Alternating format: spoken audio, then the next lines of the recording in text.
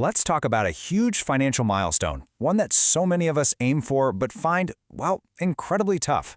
Saving that first $100,000.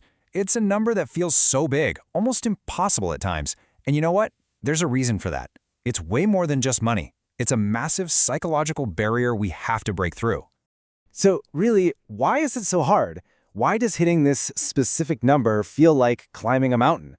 If you've ever felt like you're just pouring sweat and effort into your savings account only to see the number barely move, you are definitely not alone. The reason for this struggle goes so much deeper than just basic math. And that right there is the key. You have to remember this. Feeling like it's a grind to hit this first big target isn't some personal failure. It's a real thing, a documented phenomenon. The best way to think of it is like a psychological wall that you have to smash through.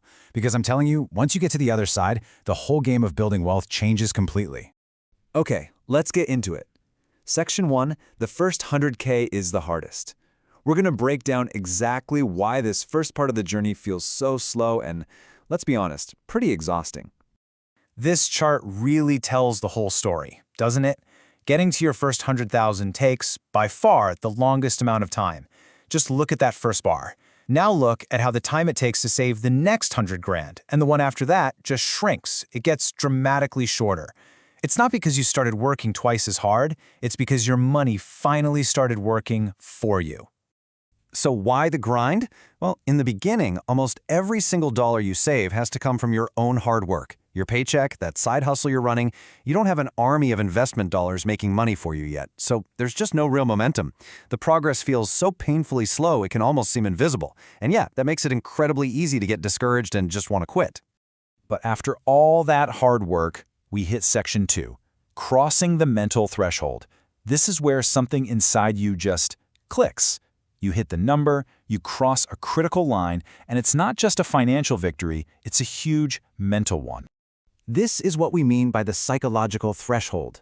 It's that exact point where your whole mindset, your habits, even your idea of what's possible, all fundamentally change. You go from hoping you can do it to knowing you can. You've actually proven to yourself that it's possible. I absolutely love this quote because it just nails the transition perfectly. That first leg of the journey is all about you, your discipline, your sacrifices, your grit. But every dollar that comes after that, that's a testament to the system you built, where your money starts doing the heavy lifting. Which leads us perfectly into section 3. The snowball effect kicks in. So how exactly does your money start doing the work? Well, it's by unlocking one of the most powerful forces in the universe, the incredible snowball effect of compounding. To put it really simply, the magic is no longer just about the money you can sock away from your job. The real power, the game changer, comes from the money that your savings earn, and then the money that money starts to earn. It's a cycle that just builds and builds on itself.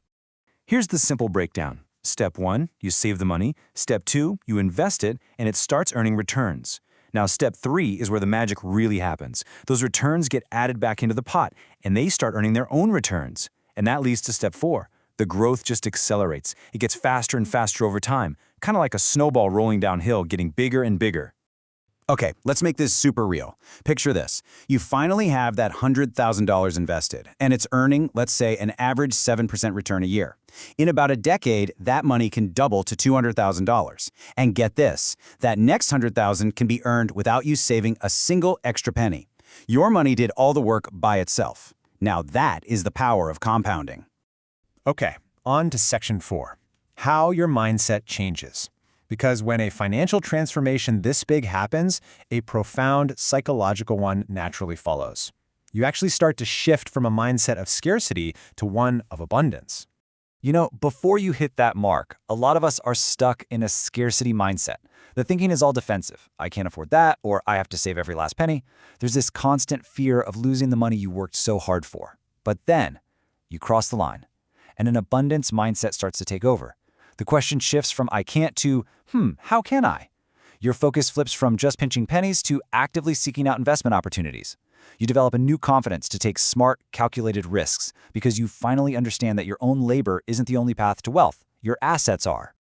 And that brings us to our final section, unlocking new possibilities. So what does all this actually mean for your life? Hitting this goal isn't just about seeing a bigger number in your account. It's about what that number actually unlocks for you. The biggest thing, first and foremost, is freedom. You gain the freedom to choose. The freedom to take a job because you love it, not just because you need the paycheck. The freedom to take a few months off to start that business you've been dreaming about, or just to sleep better at night not worrying about a surprise car repair. Your life decisions start being driven by what you want, not what you need. You also gain the power to invest in a totally different league. Having a serious amount of capital is like a key that unlocks doors to new opportunities, things that just weren't on the table before, like investing in real estate or maybe even a friend's startup. You can put your money to work in much more powerful ways. And maybe the most important thing of all, you gain the mental capacity to think bigger. When you're not constantly stressed about making ends meet, it frees up so much space in your brain to actually plan for the future, for the long term. You can dream bigger. You can set more ambitious goals. That financial safety net becomes a launch pad for the rest of your life. So always remember, that first $100,000, it's not the finish line, it's the tipping point. It's the moment the entire game shifts from playing defense with your money to playing offense. You've proved you can do it, you've shifted your mindset, and you've unleashed the incredible power of compounding. So the only real question left is, what are you going to do when you get there?